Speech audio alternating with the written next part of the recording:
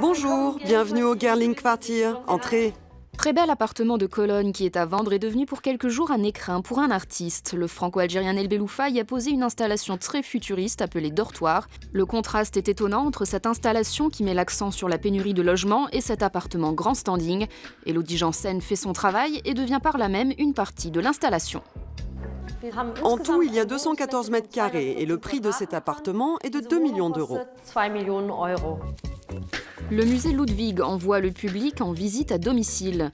6 endroits sont à découvrir, des expositions hors les murs qui interrogent forcément sur la place de l'art dans les musées. C'est évidemment l'occasion de voir le musée d'une nouvelle manière, car on quitte l'espace public. On peut se demander ce qu'il arrive quand une exposition ne se déroule plus dans un lieu public, mais dans des espaces privés. Et de fait, les contrastes sont plus saisissants, comme ici avec ces coussins Airbnb dans une bibliothèque protégée contre le vol de données. Ou ce rideau fait avec des t-shirts mexicains déjà portés dans le bureau très chic d'une designer textile. Dans l'appartement d'une mère célibataire, une actrice lit des textes féministes sur le rôle de la femme au sein de la famille. En Europe, les ménages privés se voient contraints de prendre en charge des choses qui avant étaient gérées par l'État.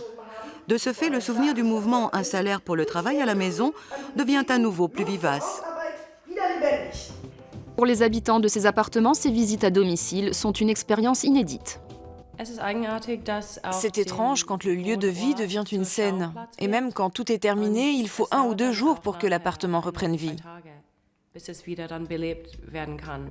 Lieu de vie, lieu de travail et maintenant lieu d'exposition. Ces visites à domicile donnent l'occasion de voir l'art ailleurs que sur des murs blancs.